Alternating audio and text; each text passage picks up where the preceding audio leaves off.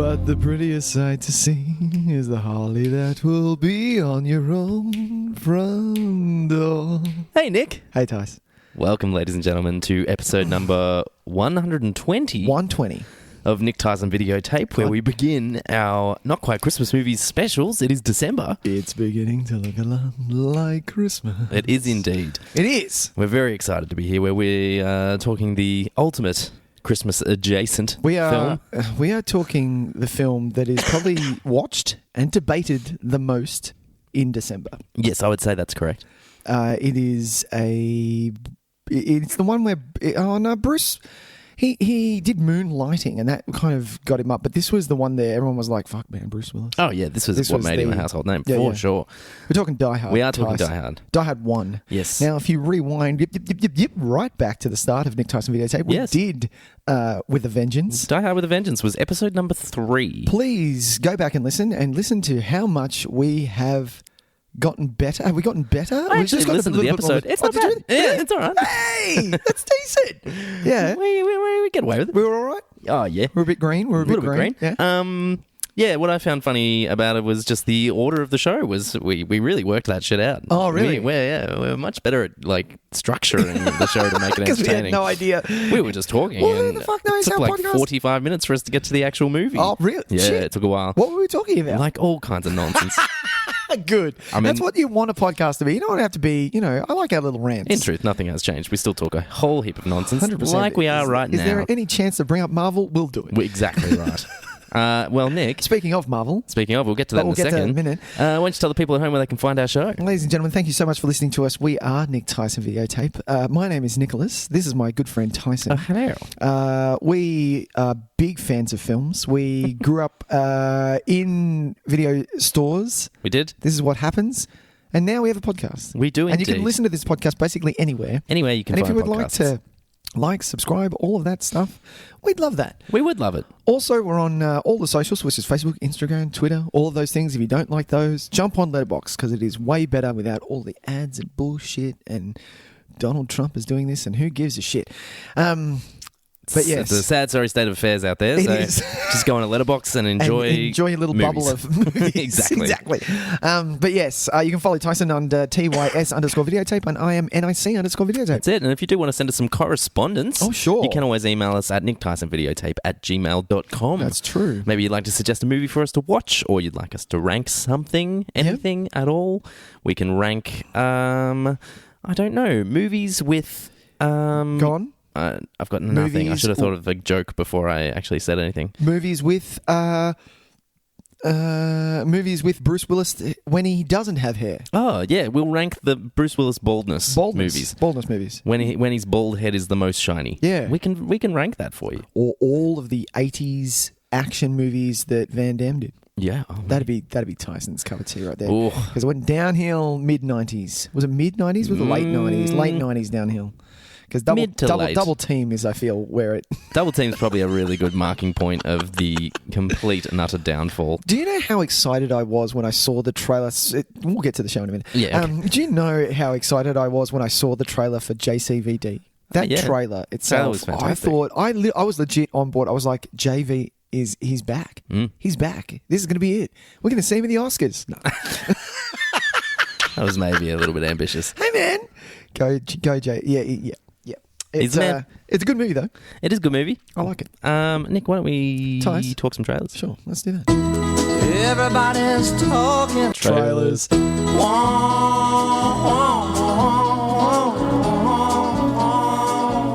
All right, well, we had some good trailers.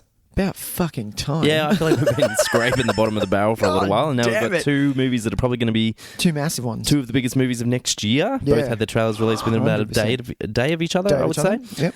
What should we talk about first? Let's do Bond. All right.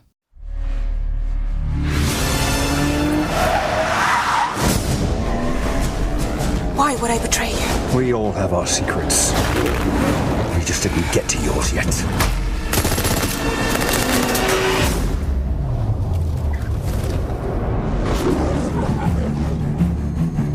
The world is arming faster than we can respond. Where's 007? I need a favor, brother. You're the only one I trust for this. The world's moved on, Commander Bond. You were 00? 2 years. So stay in your lane. You get in my way, I will put a bullet in your knee. The one that works. I thought you two would get along. Name? Bond. James Bond. So you're not dead? Hello, Q. I've missed you. It's the most valuable asset this country has. If you feel yourself losing control, I'm not going to lose control. James, you gave up everything for her. When her secret finds its way out, it'll be the death of him. What is it? You don't know what this is. James Bond. License to kill. History of violence. I could be speaking to my own reflection. Only your skills die with your body. Mine will survive long after I'm gone. History isn't kind to men who play God.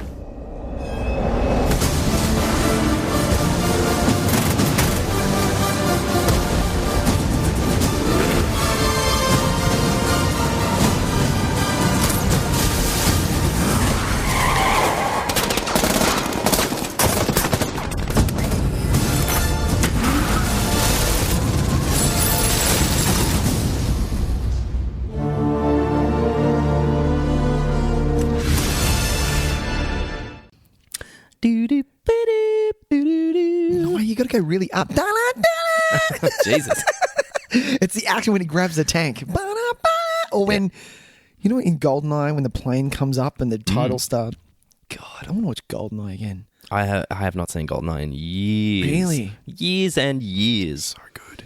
This is So what happens when good. I always think about I'm going to do a rewatch of Bond and I get to like the fourth one and kind of go, Where do you start? You start at the start? yeah. And then I'm like, what have I gotten myself into? No, I've always wanted to do it. I know that, I try, and I know that, do you know what's going to happen? Stan's going to lose the rights, and I'm going, well, that's great. Now I need to get it I back. don't think they're on there anymore. I haven't seen them for a little while. Oh, you've got to be kidding me. Yeah. I am looking I it feel up. like they get them periodically. They get them No. for a period of time and then they lose them for a bit. No. I don't know. I remember they were gone for a little while and they came back. I don't know if they're still there though. Because They're still there. Oh, okay. good. Oh, Okay. Jesus Christ. Scare the we've only shit done out the of me. one James Bond, haven't we? We have. We have done the casino. We did Casino Royale. We should do another Bond. We should do another Bond. get back I'd like there. to We'll do do a another Connery Bond. Bond. Yeah, let's do a Connery Yeah, Bond. let's do that soon. All right. So we have now the fifth Daniel Craig Bond. Stuffed if I know. Is this the fifth? Yeah, it is actually. Casino, Quantum, Skyfall, Spectre, Yeah, it and is. now No Time to Die. Okay, so there are a few things when talking about Bond. Have you played the trailer yet? You have? Yeah. Decent. There are a few things that a lot of people discuss when a Bond comes up. Mm-hmm. Number one is the theme song. That gets released before the movie. Yes. Everyone hears it. We don't have it yet. I don't know pretty who's sure. doing it. No, I don't know either. Right. Let's Google that. Okay. Give it googs. The other thing is the title. What do you think of the title, Tys? I like the title. Me I think too. it feels kind of old school. Yeah, I like it. I feel like, Because Spectre sucked. well, they kind of... in every I shape or form. don't like when they just kind of pick a word and hope that it eventually has like meaning. Yeah. I know there's quite a few that have been one word titles. Like even back in the day, you've got like Moonraker and Thunderball. Is that one? That's one, isn't it? It is. Yeah. Yeah. And even GoldenEye, for instance, that we were talking about. I like a few words in You like my a few James Bond words. title. You like a Casino Royale's I like good. it. Yeah, that's fine. But that was based That was on a one, book. yeah. That just feels kind of perfunctory. Yeah. I like the ones that have a bit of poetry to them. Yeah, 100%. And I feel like this kind of fits in that. The man with the golden gun. Yes. 100%. Exactly. Yeah. Diamonds are forever. On Her Majesty's Secret Service. See, that's a great title. How I nice like is it. that title? Yeah. The License to Kill. Yeah, I mean, that's amazing. Come on. Um, Octopussy. You have to say it. Come on, you have to say it. I there mean- was a time where feminism did not exist, and that is a horrible Look, time. I don't think that's got anything to do with it, does it? Like, I don't. You're not I have getting not away seen with a Octopussy. title called Octopussy No, you're today. definitely not. You know, and we're better for it. that exactly. We We can't. are. But yeah, so No Time to Die has that little bit of poetry to it. Yeah. They've found a way to work die into the title, which they obviously have done many times before. Exactly. I'm on board with the title 100%. So this fits in nicely. We have The villain? we have Rami Malek. You've got playing Rami Malek? a villain of some sorts who has the obligatory Bond deformity on the villain. That's a thing. Oh man, So good. I love it. but it's a classic Bond trope. I think aside from like Diamond Face, I don't think there were in the No, there was Jaws, in the Brosnan man. one. In the Brosnan ones though, Oh, Brosnan? I don't think there No, it was was just Diamond Face. They didn't have the physical deformities on the villains. No, I'm pretty sure. But there was, yeah. in the rest of the Bond kind of canon, Yeah. you always seem to get something. I mean, we get our Odd Job, we get Jaws, we get Blofeld had the eye thing. which Dr. Evil ripped. Yes, exactly. Yeah, And then in our Daniel Craig ones, we've had a few. We had Javier Bardem with his weird kind of prosthetic the face thing. That he had God, to that put was like good. he had to put like fake bone structure Yeah, into he his took jaw. it out and the whole thing concaved, Yeah. and you were like, Ugh. "Oh, that is messed That up." was nasty. That was such a good, that whole. Oh, I need to And what watch was that it? again. Casino Royale? What did he? He cried blood. Was that what? Yeah, yeah. The That's chief, awesome. the chief cried blood. So good. Please. So now we have Rami Malek, who looks like he has kind of like a disorder where his veins are very visible over Yeah. his face or something. It's some sort of. It's almost like a chemical burn. Yeah. And That's so happened. you see him in a scene which is straight out of Skyfall as well. It's the villain and Bond sitting across each other, pondering life and Yep. plans of evilness. Yep. Where his face isn't quite as Illuminated. yeah, Or- as when he's in the snow, which makes me think that it's like when he's cold, it's like his blood. Maybe it's like something to do with Oh, yeah. you think he should stay cold? I Maybe like he it. has to. Maybe when he's cold, it accentuates the deformity. Sure. Mr. Freeze style. Yeah, exactly. That's so funny. But yeah, I mean, Rami Malek is an He's awesome. interesting actor.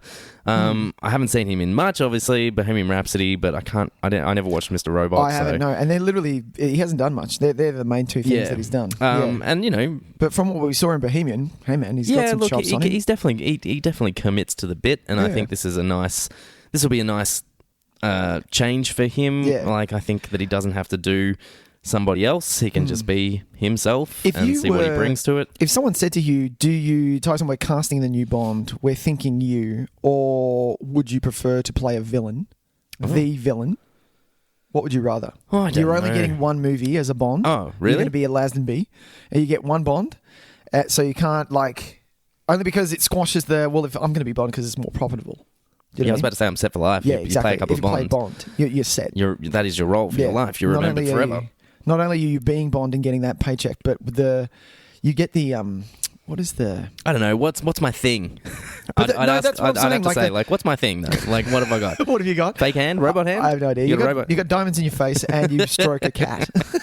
Look, I do like cats. I know. So if it was a cool, Yeah. Hollywood trained cat that just sat there and let me pat it, I'd be up for that. No, I'm saying only because with a Bond villain, you've got you can go wild with a role you'd like have that. a ball, Do you know what I wouldn't mean? you? You'd have a great time. Yeah, No like doubt. Bond is very structured. You're either coming at it as the suave Sean Connery that's gone, the day of the dodo now. But we've had our comeback with Pierce being he was the balance of really campy and quite serious, and now we're into where Daniel Craig is almost a Jason Bourne Bond. Yeah, you're he's still, just like you're he's still just getting like a couple of quips in He's there. a boulder of a man. Yeah, and exactly. He just beats everybody up. Yeah, 100%. He's more Jack Bauer. Yeah. But yeah. At least as a villain, you get a meaty monologue, and Exactly. you get to Take over the world. Old school exactly, style. and you get to say fun stuff like, "Not today, Mr. Bond." Some kind of thing like that. Do you know that? It seems that the chips have fallen on my table, Mr. Bond. Your villain is really quite a I don't know. quite a scary, evil, maniacal bastard. I don't even know if isn't that's he? a saying. I That's was like, so I'm good. sure that's something. I like that. Come, Mr. Bond. I love that. I love have you seen The Trip where they try and do the villain for Bond? God, that's good. So, rumoured to sing the song we've got 3. No one knows what it is. Oh, good. It's obviously being done now, but... I'm pretty sure it's already been done. Yeah. Ed Sheeran, No. Harry Styles, or it could be Lana Del Rey. I feel like Lana Del Rey's style lends itself to a Bond theme quite well. Yeah. I'm not a huge fan of hers, but like, I'm not a fan of Lana Del Rey. I'm not a fan of Harry Styles. I like Ed Sheeran, but I think that he's a little too. I just don't think Ed Sheeran suits it. No. He's still a 20-something who needs to dress better. Like his folky stuff that he did he did a song for one of the Hobbit films that I actually quite like, and that suits it. He's kind of. His kind of quirky, acousticy kind of stuff suited that well because it felt folky and kind of, traditional, almost Celtic, and that was really cool. I don't know if he could do that kind of. Like Adele was a perfect choice. Like spot on. She was wonderful. That song, Skyfall's got to be up there as one of the best ones. It is. It really is. That and Duran Duran. Oh yeah. How good is that song? I love that. Oh, actually, no. How good is that song? So good. No weekends, it's no weekend. Yeah. No, my favourite. What is your favourite Bond song, Tys? Do you know it off the top? Because mine is from one of the shittest films. It's one of my favourites, but it's the shittest film. It's Alicia Keys and Jack White. Yeah, we've had this conversation. Have we? Definitely. And I can't remember which one I chose. God, that is such a great song. Oh, that is a shame. That is a mad shame. No, I remember the line. Ready? Come, Mr. Bond. You derive just as much pleasure from killing as I do. That's a great line. How good is that line? That's so good. Come, Mr. Bond. Anyway, we haven't talked about this movie at all. We haven't. So, directed by, is it Cary Fukunaga? Am I making that up? Oh, Fukunaga? Yeah, let me look it up. I'm not quite sure how to pronounce his name. But is not a lot of feature film experience. Did that Jane Eyre adaptation from like maybe 10 years ago. Also did Beasts of No Nation, which got a lot of play. I wanted to see that. I still haven't seen it. A couple of years ago, Idris Elba was nominated for an Oscar, I think, or a Golden Globe maybe for Best Supporting Actor. Oh, yeah. And he's probably most known as being the showrunner for the first season of True Detective, which people lost their minds over. So it was really insane. And also, really I don't know, insane. if there's some videos floating around, and they're well worth a watch. When he was the guy that was meant to do the It movie. He was meant to write the screenplay for it. Oh, okay. And apparently, they ended up not going with what he wrote because it was too batshit crazy. And there's like YouTube videos outlining what his story. Oh, really? How his story was going to play out, and it's fucking wild. It's really great. Have you watched them? The YouTube videos, yeah. Oh man, like if it's about movies on YouTube, I've probably watched it. That's just, even though you watch a lot of. I watch a lot of that. You stuff. watch a lot of Mojo Top 10. No, I stay well away from Watch Mojo Top 10s. They can watch Mojo Top 10. But yeah, so I'm excited because he's an interesting choice. Yeah. It is. It's Cary Fukunaga. Fukunaga? Okay. Hasn't really broken out yet. No. But has a really distinctive creative vision. Sure. And you can see it's a good looking movie by Bond. It looks wonderful. But it's got the money behind it. I mean, they take their time. That's the thing with Bond. They never rush a Bond. No. Bond is never rushed. And it's never like, we're going to give you one a year. They're not Star Wars. They're not, they're of their own studio as well. I forget the name of the family that runs it. But yeah, they're of their own ilk sort of thing. They're like, no, we know what we're doing. They have their promoters, whoever it is that's doing the car, be it fucking Saab from back in Pierce's days. Saab? Yeah. Was it Saab? Yeah, Saab. He drove a Saab at one point. Bond does not drive a Saab. He did in the 90s. Yeah, that's no good. Yeah. But yeah. So yeah, it's of a different ilk. That's why it looks so good. And hands down, watching this trailer, there's no way that I'm not going to miss this. It's going to be great. What I'm not a fan of, and what I'm not going to race out, what has put a sour taste in my mouth, is how Daniel Craig acted after the last one.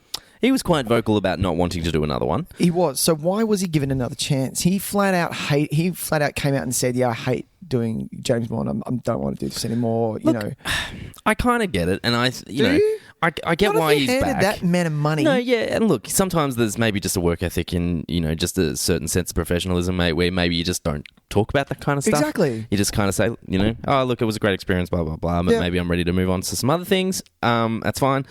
I think maybe he just... it seemed like Spectre was not a particularly enjoyable experience all round. Yeah. And I think maybe he just needed a bit of time away to look at and to look back on it with a bit of perspective and say, oh, you know what, this one experience doesn't define the entirety of it. Maybe I do want to do another one because that one wasn't a great experience. Doesn't want to end on a bad one. Maybe I don't want to end on a bad one. That's good. You don't want to die another day, to be honest.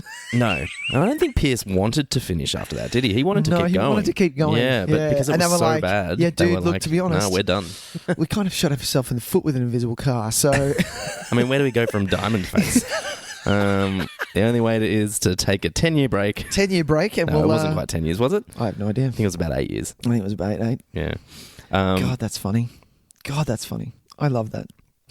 But, even Sam Mendes took it, like, he only made those 2 Bond films in the last however many years, and he's only just now releasing another film as well later this year. So he's in the same boat. He probably needed a bit of time to be like, oh, all right. God, that was a thing. That was a thing. That was a thing. Let's take a break and maybe try and find some different creative outlets. And Daniel Craig works. Like, it's not like he can't do other work. So he's in Knives Out that's playing right now. Yeah, exactly. Come on, man. So I think want to see that. I feel like he maybe just was a bit hot-headed for a little while. Maybe it was a bit fresh. The wound was a bit fresh. Okay. He needed a bit of time.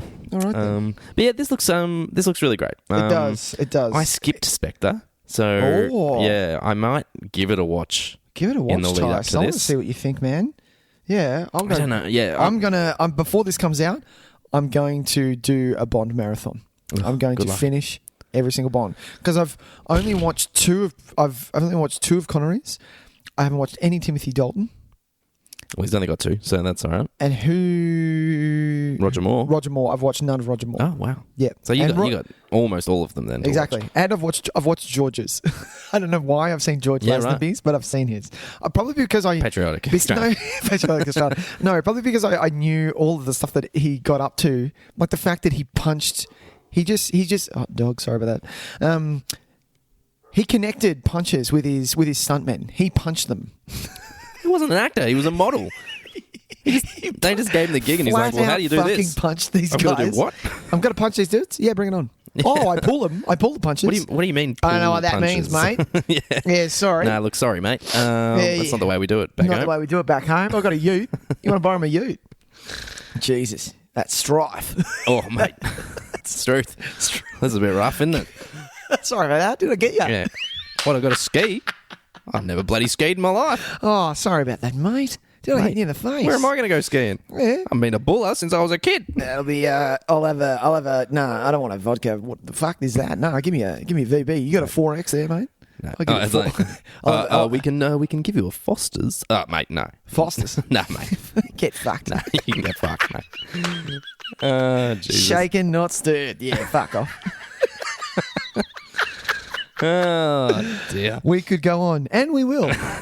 No, I'm kidding. I feel like our trailer discussions have become more just random musings that have somewhat a loose association with the movie that they're attached to. And I am all for that. I am also all for it. So in conclusion, yes, we're probably going to go see this. Correct? I will definitely hands down see this. Good. Yeah. We're going to move on. Tys, let's move on. God, what's next? Damn it. Let's do Black Widow. Very good. I used to have nothing.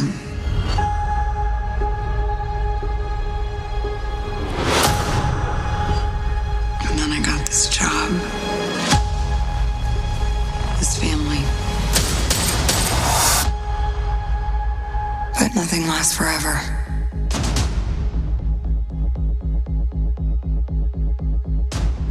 I heard you had to leave in a hurry. It's never easy these days. So what are you going to do? I've lived a lot of lives, but I'm done running from my past. I know you're out there. I know you know I'm out here. So we're gonna talk like grown-ups? Is that what we are?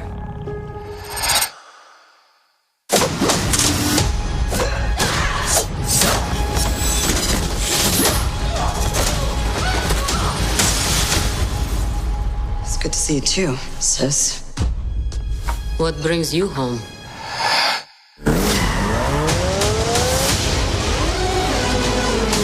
We have unfinished business. We have to go back to where it all started. Lucky us. One thing's for sure. It's gonna be a hell of a reunion.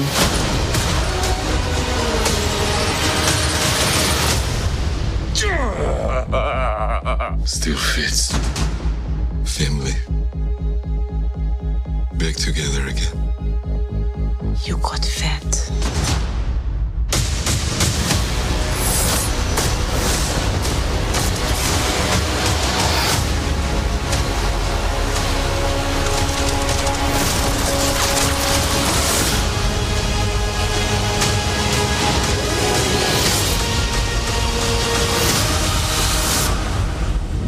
Right.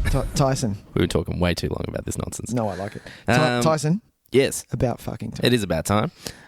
It's very exciting to see. Yep. Marvel probably a little late to the game, but they've got it. They're finally releasing their first female-led superhero film. Wrong. Come on, Tice. What was the first? No, Marvel's first, though, in this iteration.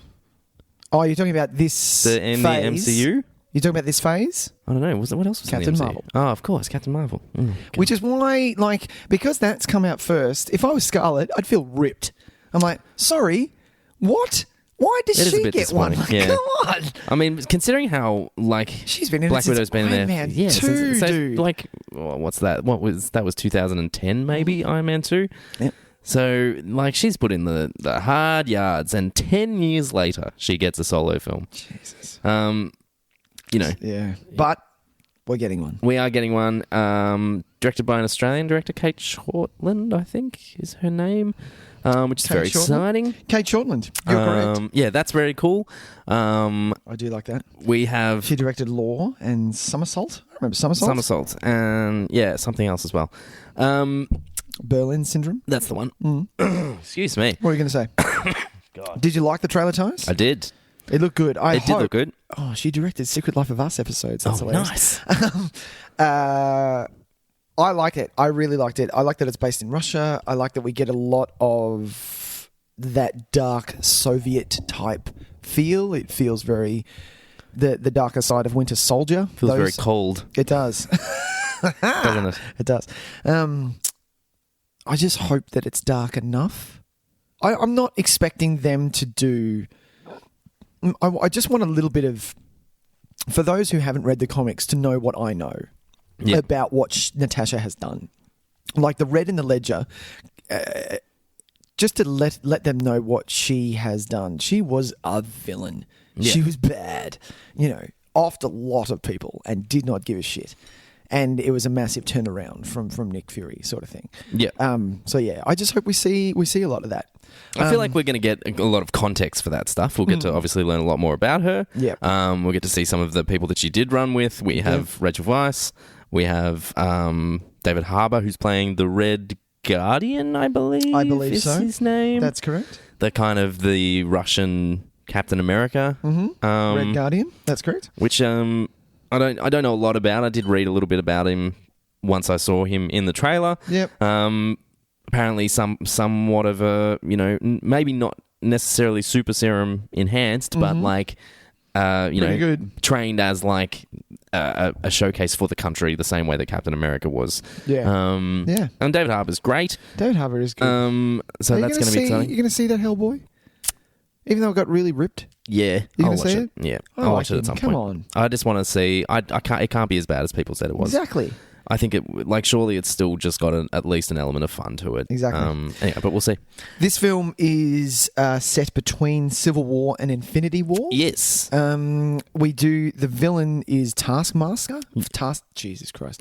Taskmaster. Yep. A villain with very cool powers. Yeah. I like the power, the description of the adaptability kind of thing, or he can adapt to whatever you're coming at him with. Yeah, he learns. Yeah, because he a photographic memory or something. And I don't know how they're going to do it because the comic is very different. For sure. But it's going to be really interesting. I'm all for this thing though. Come on, bring it on. I hope it does a little bit more like that end part where it looked like a carrier blew up and she's kind of skydiving down. I hope it's a little bit less of that. I was about to say that was my least interesting part of the trailer because I was like, she's not Thor. She's not Captain Marvel. She is an assassin. And let's see that side of I want to see like a legit like spy thriller. Exactly. Yeah. Like in the same vein as like how Winter Soldier was kind of pitched as this. I want that similar tone, but I want it to feel a little bit more grounded than some of the other ones. I don't want to be flying around and things like that. We've got those characters. No. You've got Spidey, you've got Iron Man, you've got all the characters that can fly. I want, gritty. Remember my favourite, do you have a favourite Widow fight? My favourite Widow fight is, because it's the start of Civil War. Remember how they're trying to grab Crossbones? Oh, yes. And she takes on, I think it's about 3 dudes, and grabs one, clotheslines one guy into another guy while kicking him in the chest. Yeah, nice. It comes back as, like, if you have a look at all of her fights throughout, that Iron Man 2 one was pretty loose. It was, we don't really know what we're doing. We're going to cut a lot of cuts and things like that. Whereas now she's in there, man. She can give as much as she can get. She's so badass. Yeah. So I want to see a lot of that sort of mash and potatoes type fighting sort of thing. Yeah, well, I've always considered, like, they never presented her as anything less than extremely capable. And even though, yes, she's human, I never felt like she was out of place amongst the rest of the team. Hell no. And that's pretty impressive considering that she is in no way powered, yet didn't feel like a complete waste of space. Yeah. And that's pretty impressive. And I think, if anything, I do hope this movie just provides more of that, like that capability of her and that kind of just cementing the fact that she does belong amongst these gods and crazy superpowered individuals. Yeah, 100%. But without it being like, look at us having a mid-air skydiving fight. With guns. Yeah, a shootout in the sky. Like, I'm not really interested in that. It might look really impressive and it could potentially be, quite an adrenaline-filled little action scene. Yeah. But yeah, I'm much more interested in seeing, like, on the ground, scrapping, like, really having to work hard for it because that, she's never shown herself to be anything but, like, the biggest, one of the most big-hearted characters. Yeah, that's true. Who will, like, fight to the very end. And that's cool. I like that about her. Yeah. Black Widow. Yeah. Bring it on. Is there anything else we need to say? Who's playing Taskmaster? It's a secret at the moment. It is, because it's not IMDb. And the only one that's not billed as a name is Ray Winston. Can't be him. He's too old. I could be wrong. No, I can't imagine it being Ray Winston. I think because it's still a secret, and they're not going to put it up. Yeah, well, it seems to me that means that it's integral to the plot who it is. Yeah. Which then leads me to believe that it's either Rachel Weisz or her sister. Yeah. It's not a real sister, is it? They just call it sisters when they're in the it's training facility. In the training facility, yeah. Because she's got a different last name. Yeah. Yeah. So that's kind of where I'm going. It'll be one of those two. Yeah. How good is Rachel Weisz? Yeah, she's great. It's good. It's going to be really cool to see Rachel Weisz in a Marvel film. Yeah, man. That's great. Yeah. It's always fun when you see these actors that you're like, I really like you. Yeah. But you're serious and you're the last person you probably would have thought would make the crossover. Which is why... Not that she's like, she has no sense of humor. She seems like a really kind of down-to-earth person. But you just don't... She's not the first choice when you're thinking about who is going to end up in a Marvel film. And when you see her, you're like, oh, wow. Yes, excellent. How good's that? Yeah, which is why it was so weird to watch Ant-Man for the first time. You were like, Paul Rudd, what the fuck? Yeah, exactly. Or even Michael Douglas. When Michael Douglas was announced, I was just like, that's so fucking cool. Yeah. Michael Douglas is going to be a superhero. Yeah. So good. Michelle Pfeiffer, the Wasp. Damn. Yeah. That's cool. Tyson? Shall we move on? Die Hard. Let's do our feature presentation. Right.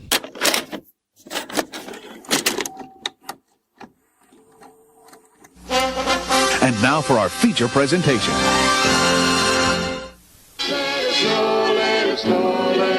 It's Christmas Eve in L.A. California. Is Daddy coming home soon? Well, we'll see what Santa and Mommy can do, okay? A New York cop, John McClane, has come to see his wife. I missed you. Instead, he's going to have to save her. Sit down.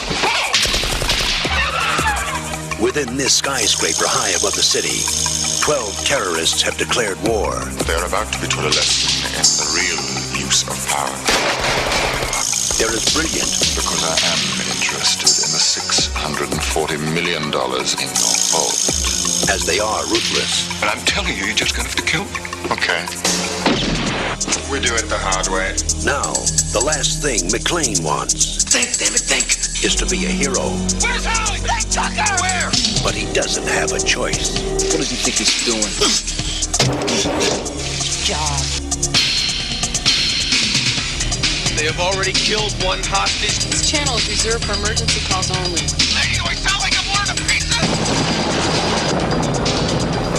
He's inside? Who is he?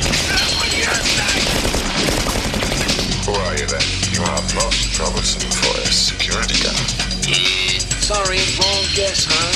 Would you like to go for double jeopardy? Do you really think you have a chance against us, Mr. Cowboy? Yippee-ki-yay, mother. You just destroyed a building. I am in charge of this situation. Well, I got some bad news for you. Come up here, then look like you're in charge of Jack. He is alone, he is tired, and he hasn't seen diddly squat from anybody down here. Hey, pal, how you feeling? All things being equal, I'd rather be in Philadelphia. I want blood. And you have it. Only John can drive somebody that crazy. He's an easy guy to like. Come out to the coast, we'll get together, have a few laughs. And a hard man to kill. Bruce Willis. Die Hard. Got invited to the Christmas party by mistake. Who knew?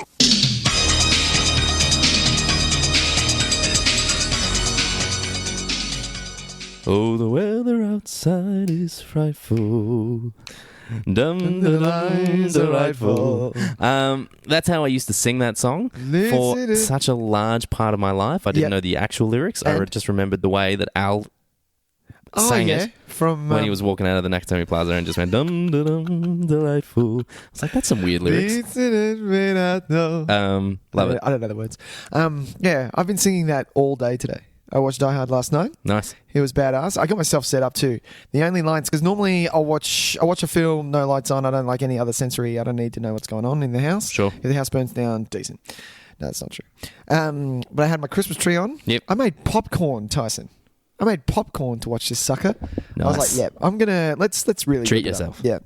Had popcorn, peanut M&Ms mixed in with the popcorn. God, look at this, dude. It was an all-out fest. Nicholas, I haven't watched Die Hard in a while. Die Hard 1. I think I watched it about 2 years ago. Yeah? Maybe less. 2 years? Yeah. Okay. So it's relatively recent for me. Okay. I don't think I've gone more than 2 years? 2 or 3 years without watching it. Well, I was talking to you this off air. My go-to for my Die Hard feel is Vengeance. And yes, hilariously enough, 4. I don't understand that at all. Die Hard 4.0 is as it's called here. Or Live and Let Die. Live Free or Die Hard. Live Free or Die Hard, that's right. Alternate title. Yeah, which we don't get here. We just get the stupid 4.0. 4.0. You're a Timex. Because it's about computers, You're guys. a Timex watch in a digital age. Oh, God. Fuck off. Die Hard 1, Tyson. Yep. Now, Nicholas, I did go back and I did actually listen to a little portion of our episode number 3. Uh-huh. And you made the bold statement of saying that Die Hard with a Vengeance is better than Die Hard. Yeah, look, I'm going to stick to that. Ah, nice. Yeah, I am going to stick to that. Stick to your guns. Yeah, I am a big fan of Vengeance.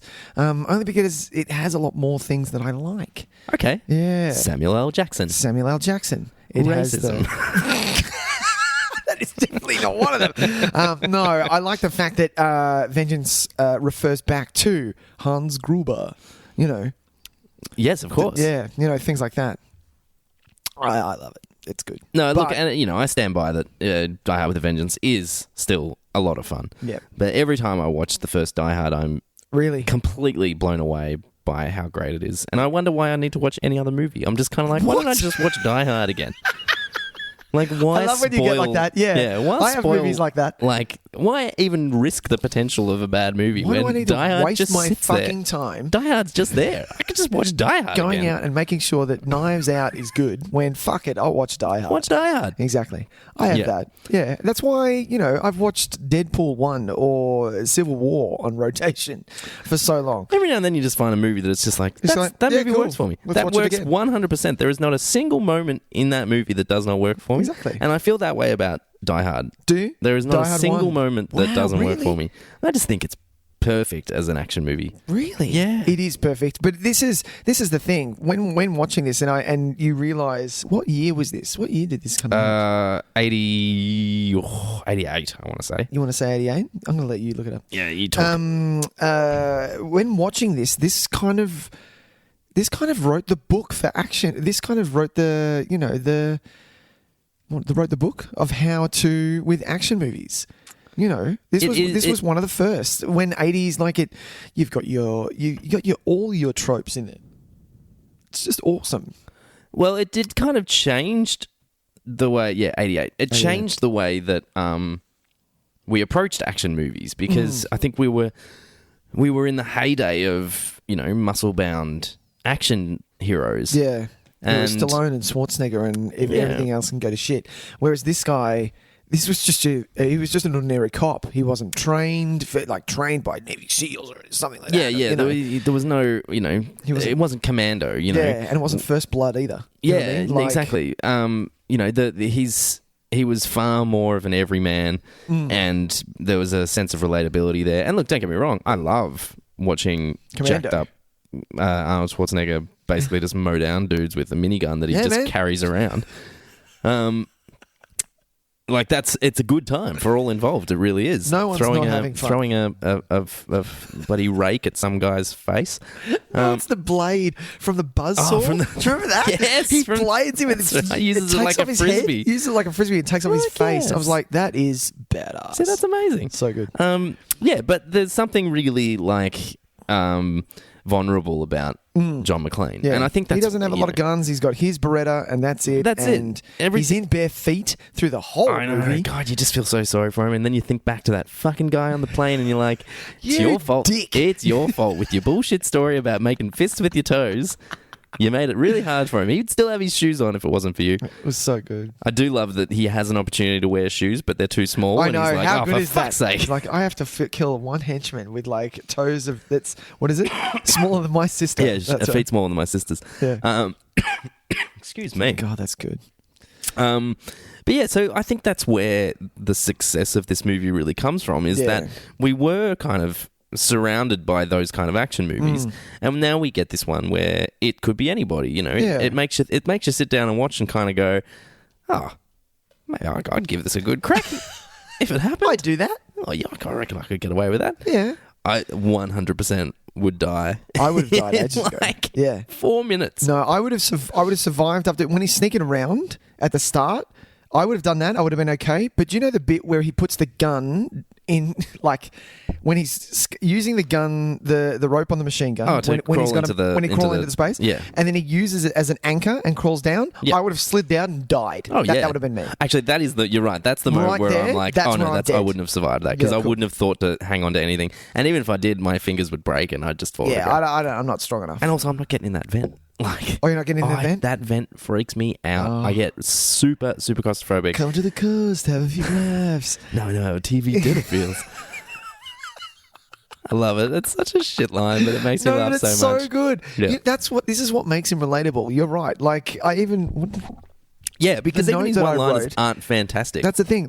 He's such a likable character because, at the start, and did you notice this? People were intimidated by him, even though he's a small dude. Holly's secretary who comes in takes a look at Bruce and goes, "Oh shit!" Yeah, quite scared. I'm like, he's not a scary dude. He's okay. Look, we say that he's not like a muscle-bound Arnold Schwarzenegger. He's jacked though. He's jacked. He's in good huge. shape, He's man. in hell of a good shape. But yeah, the fact that he intimidates, but he's so.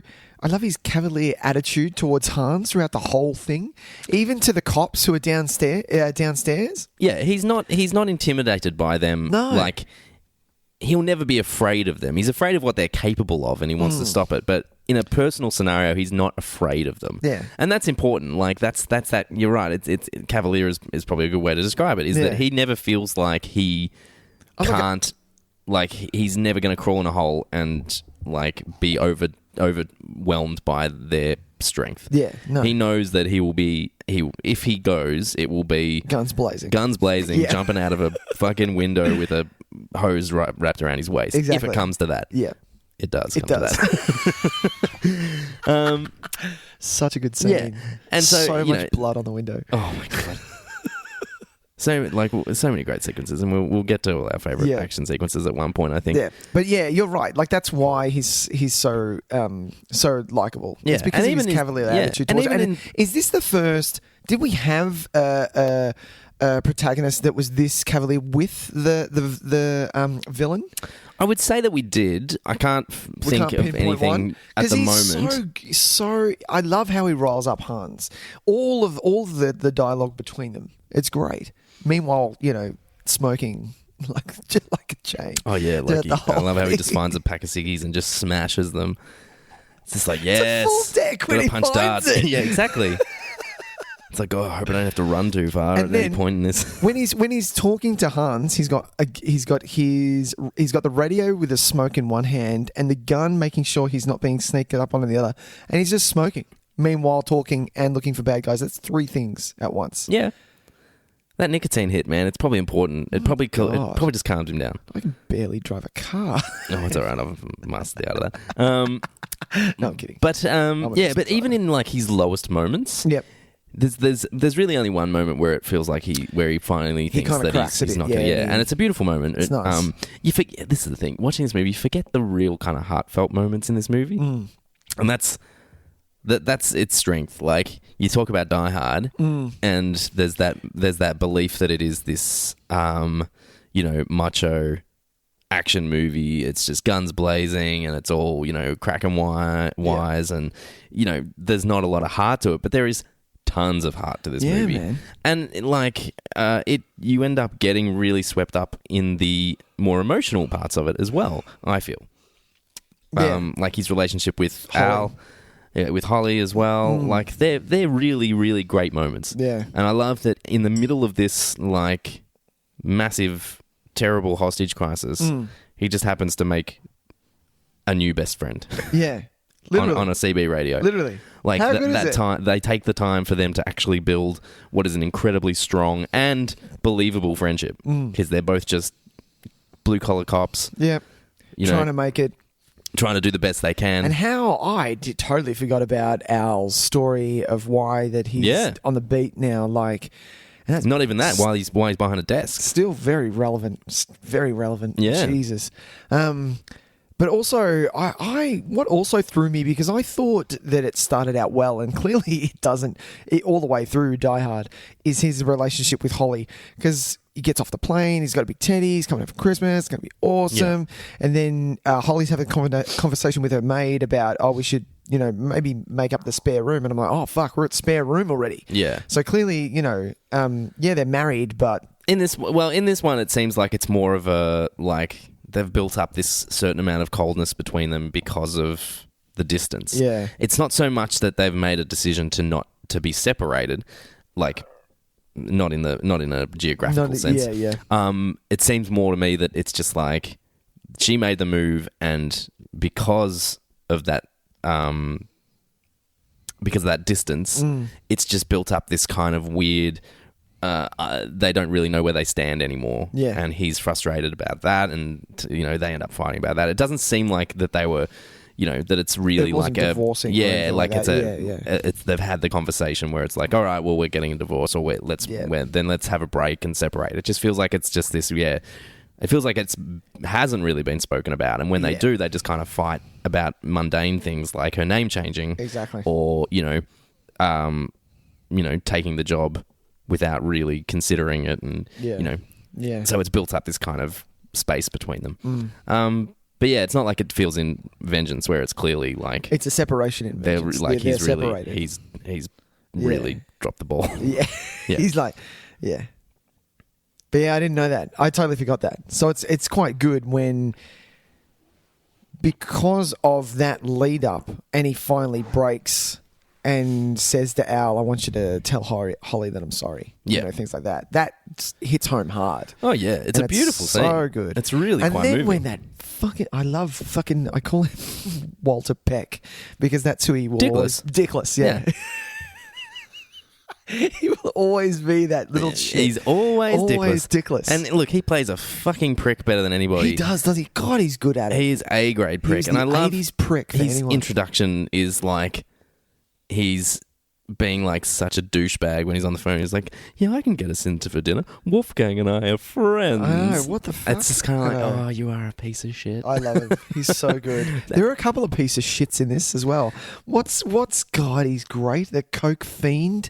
Ellis. Isn't he just the classic 80s businessman? Great. I loved every scene with Ellis in it. Yeah.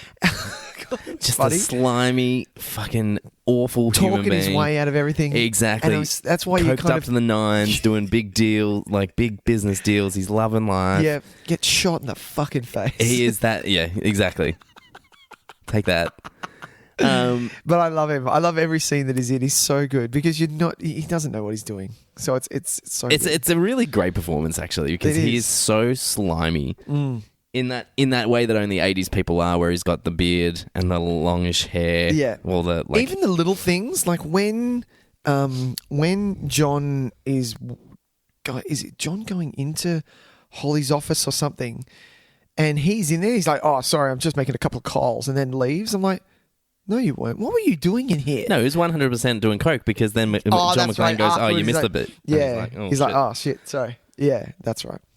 I don't know why. It's not.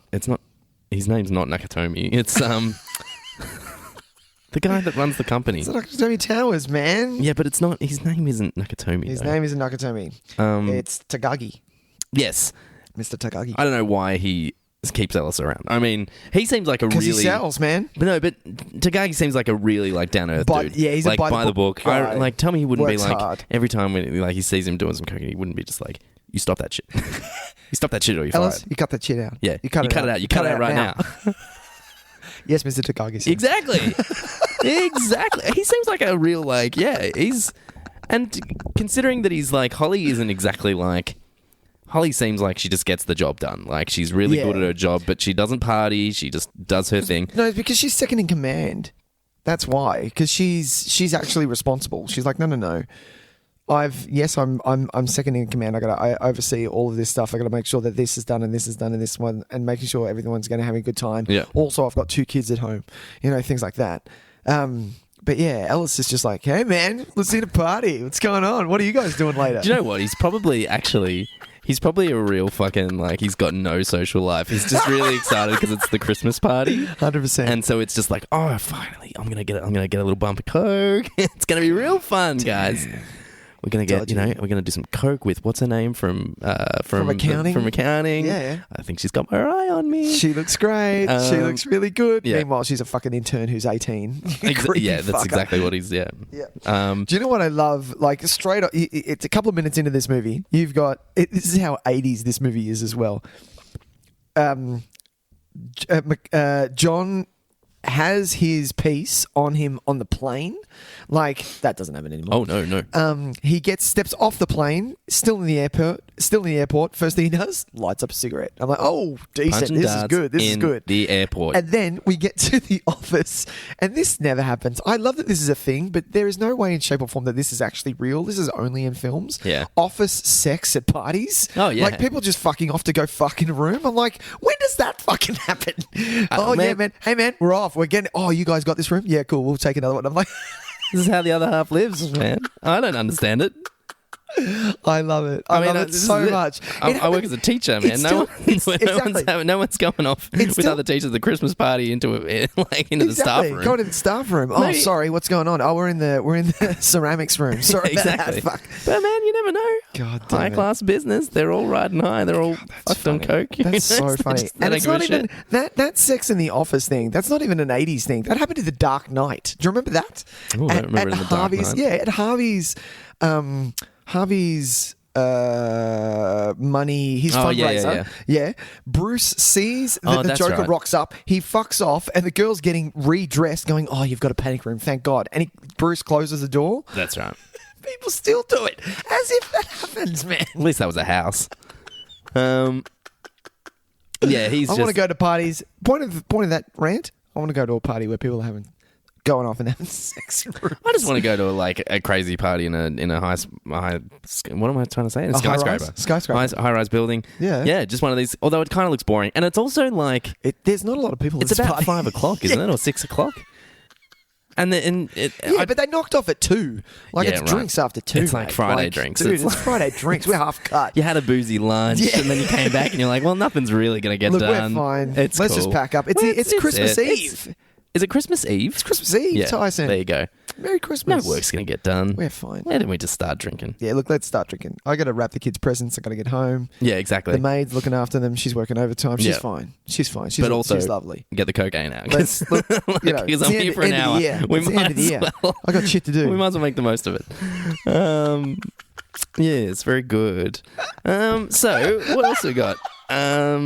We've spoken a long time about the social aspect of Nakatomi Plaza.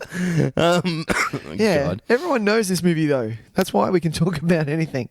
What about Let's talk. Go on. What about the principal from Breakfast Club as the deputy chief of police? Oh God. I have never wanted to fucking hit a man so hard. Ellis, I'll have a beer with. For just a beer, though. Then you can fuck off. But that guy I want to hit. I'm like, you're just a dick. And he's also useless at his job. Yeah. And that's a problem. It's so good. I've noticed your Christmas tree is up. It is. And where I'm sitting, it's reflecting perfectly in the television. And so I'm just, if it looks like my eyes are darting from time to time, it's because I need to have it on. I'm overwhelmed by the beautiful Christmas ornaments in your household. It's beginning to look a lot like Christmas. What were you going to say? Yeah, what about him? Well, he's useless at his job. He is. He's such a suck when the fucking FBI rock up as well. Do you know what? Everybody is useless at their job. Except for McLean and Al. Yeah, that's true. And Holly. Holly knows what she's doing. Well, it's not like we see Holly do a job at any point. She's doing very well. I'm sure she's very successful. Excuse me. She was the one who came in and negotiated. She was like, hey, by the way, we've got pregnant people, and unless you want us to start peeing all over the place, I'd start taking us. No one else is going to do that. Alice isn't. Alice is like, hey, man, I can do you a favor with his big fucking smile. I got something you want. I can help you out. I can give him to you. All right. All right. Actually, yeah, he is probably the human equivalent of Quagmire. Of Quagmire. Yeah. He definitely is. He doesn't know. He doesn't know it. God, he doesn't know it. He's still one of those guys who buys Playboy because he hasn't seen what internet porn is yet. Oh yeah, yeah. But he likes to read the articles, of course. Of course. Sports Illustrated. Yeah, but swimsuit issue. Also, there's lots of informative stories in there. Also, the 2 FBI agents, yes, who aren't necessarily bad at their job. They're just doing what they do, but they're such weird characters. I have a note about the FBI agents because this is the one that kind of threw me for a loop. Because when in movies like this, and it's always the FBI are always in suits, and it's always whoever the local police are always. It's almost like a ticking clock. If things get worse, the FBI are going to get here, and whenever they do, it's sort of like a hostile takeover, and they're like, "Oh well, it's not our job anymore." Oh, shit, it's almost like we were defeated and they have to take over because it's almost like, when you're a kid, you stuff up and the adult has to come in and, oh, what have you done? And they kind of take over. Whereas these guys, they're like coming in like fucking cowboys. Yeah, it's like Saigon. Yeah. I wasn't fucking alive, dickhead. That is a great line. I wrote it down because it's so good. Where he's like, yeah, just like Saigon. He turns around and goes, I was in junior high, dickhead. Which I love. I think it's fantastic. But they're so gung-ho and dumbass. They're kind of caricatures of it. And it's funny because tonally you think it wouldn't work because there's not a lot of humor in this movie. Like you do laugh at John McClane. Yeah, his quips, man. But his quips, they're not funny. They're not they're relatable and they lighten the mood. You don't laugh out loud. They're making us. They're there to make us like him. They're not necessarily there to make us laugh. Yeah, we don't laugh. It's not like, oh, he's a real what a comedian. You know what I mean? Yeah. You appreciate his kind of cheeky attitude. Yeah. Whereas these guys, they're legit It's like a comedy routine. They're caricatures. You hit it on the head, yeah. So it's so weird that they just come in out of nowhere and that they're both named Johnson. Johnson and Johnson. What the fuck is with that? Who writes that? And so you get those moments where it's like, Hey, Johnson. it's Johnson. No, the other one. I'm like, really? Like, and that's a legit. That's a joke. Yeah. Buried in this movie. But this isn't loaded weapon. This is exactly. This is but you might miss it if you're in the wrong. Like if you're in the headspace of I'm watching Die Hard. Yeah. You might not pay much attention to it. But even there's the weird interview with the psychologist. Oh God, that's going on. When he's like, and you'll notice they're developing something called Helsinki syndrome. He's like, that's Helsinki, Sweden, and he stopped for a second. Finland. Which is actually like we just go on this little detour for a few minutes for no reason. So fucking stupid. And then we have that funny smash cut to him saying, at this point in you'll notice that the terrorists will be bonding with and it cuts to dragging them by the hair down the hallway while screaming is happening, which is actually hilarious. That's a funny moment. Yeah. That belongs in a comedy. Yeah. Yet it just exists in Die Hard. Yeah. And doesn't feel out of place, though. That's the thing. Like, it's a little odd, and it is a bit weird. It makes you kind of lift your eyebrows, but you don't kind of go, "Oh, well, that's fucked the tone of this movie." It. Yeah, no. So that's Johnson and Johnson almost fucked it for me. Almost. Like, so what much the fuck is that? Almost does. But how great is it that it never does, though? No, it doesn't. It stays the same. Like the great little cut to when shit's going down. On the floor, I think when the car's like speeding away, and we just have that little 2-second cut of Argyle just boogieing out on the phone. I love those moments, man. I love it. Argyle's having a rad time. He's down in the booze. He's calling his girls. He's like, "Yeah, I'll be over later." No, my boss thinks I'm in Vegas. I'm like, exactly, dude. This is your first day of the job, man. God, it's. But that's the same. That's a comedy bit. Yeah, that's a legit like Mel Brooks bit. Yeah, but it feels so comfortable in this movie. Yeah. I thought that Argyle had more to do with the plot. I remembered him having more to do with the plot. He's got shit all to do. He did stuff Just punches out the other black nerd. And what a punch, man. Yeah. Seriously. I think he gets him in like the ear. Yeah. Knocks him out, ear style. It's like a really uncomfortable, the ear. Kind of like with the side of his fist. And it just happened to click the right bit that put him to sleep. Yeah, the temple. Yeah. Yeah, he clicked the temple a little bit. God damn. Argyle with your dumb shit. Yeah, Argyle's a fun character. He's good. Let's talk. Yes. Hans Gruber. Hans Gruber. He's the best. I love him. He's honestly wonderful because he's not only is he threatening, but he feels so like he constantly presents himself as above all of this. Yeah. He's so great. Full control. Full control. Even when he's not in control. Yeah. He still behaves like he is. Yeah. And really, it's a good plan. Oh, it's a great plan. And he gets so close to getting away with it, really. Yeah, it is. And that's the thing. A lot of these movies, when you look at the plan, especially if you look at 4.0, what the fuck is the plan, honestly? I couldn't tell you. I can't remember a single thing about that except that it was like, ooh, John McClane and the internet. Yeah, that was like that's literally what it was. And it was so bad. But back when the internet could like basically do magic, and because we no one really knew what it was yet. Facebook had just come out and everyone was like, oh shit. It's kind of like, and now I'll conjure this. We can control this missile launch from over here, and then we'll also coordinate that with this thing over here, and it's kind of like it would be endless possibilities of what it could do. And now we're all based in reality. Like, nah, man, I still got lag. Fuck off. Yeah, exactly. Now I'm fucking stealing Wi-Fi off my neighbor because I'm like trying to figure out his password. But where was I going with that? No, but he was in full control. That was the thing. So because it was a good plan, my favorite part of this movie is where John finds Hans, and Hans goes, "Oh shit, I know who this is," and pretends to be innocent. God, that's good. It's great. I wish they had played it out just a little bit more. It's a bummer that it doesn't last a little bit longer. Just to have a little bit more tension. Yeah. And for John to catch on a ball quicker. Well, there's a couple of really great, like, because it proves just how capable both of them are. Yeah. And look, you're right. I would love it to go just that little bit longer. A little bit longer. Because it could be, it's a really fascinating kind of, because we obviously, as the audience, we know where we've got one up on each of them. Yeah. So to watch them kind of play off each other and watch McClane kind of trying to figure out who he knows that he's not quite aware, even though he says who he is, he's kind of like, yeah, I don't know if I buy it, and has the foresight to kind of have you shot ask his name. Well, ask his name while he's got the name board near him. Yeah, but then Shows how good Gruber is. He's memorized one of those names. He knows. He knows smart enough to be able to say, well, I'm going to use one of the names. And that he uses Bill, and you see that it's W, so it's probably William. Yep. So it's even more like casual. Yep. And like, I'm amazed that McClane didn't give him a loaded gun. That's why he's so good at his job. Yep. I love it. What do you think I am, a fucking idiot? What do you think I am, a fucking idiot? Yeah. That's what he says. Yeah. It's so good. I love how he's just like no shit at all. Yeah. No, like just no filter with any of that stuff. So good. So good, man. Great villain. The henchmen are a little Aryan. Well, yeah, because they're all... Was that I love how that's a thing, German, though. aren't they are. But when are all Germans of Aryan race? Yeah, well, we talked about this last week. If you need villains, make them Nazis. That's a good point.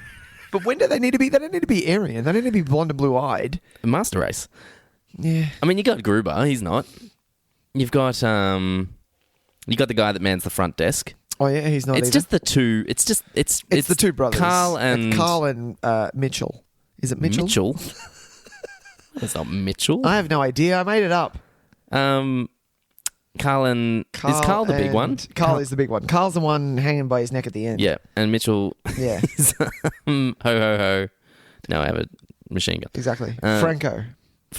Is that what his name was? No. Yeah. Marco? No. Christoph. Thank you. There we go. Yeah. I like their dynamic. I like when he goes down and Christoph has to do the thing with the wires before he cuts in. He's just like, well, I'm not waiting for you. I know. Why does he not wait for him? I'm like, do you want this plan to fucking go or what, you dickhead? He's like, whatever. Hey, my brother, right. You can go really fast. Come on, hurry up. He's such a typical 80s henchman as well. Isn't he? Because it's not like he's really fit or very good at what he does. No. He's just a big fucking unit. Massive, man. Massive. And I love, it's like, I don't care who you are. You could be the biggest dude in the world. Yeah. If you're copping those punches, you're feeling him. Yeah, and I love that he punches him like square in the face, and he does an old school, just the turn to the head, and it comes straight back like nothing happened. Oh, yeah, it's so good. I love. This is just a love in, by the way. Yeah, clearly an love in. I love McClane's little kind of ad libs when he's fighting him, and he's like, "I'm gonna kill you.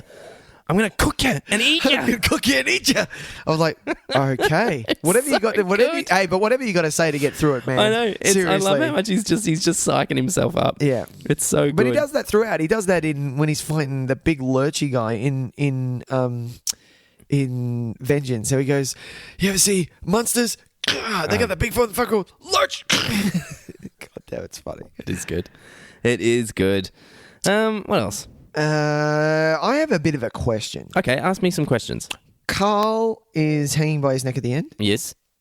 Supposedly dead. How does he get down? Where does he come from?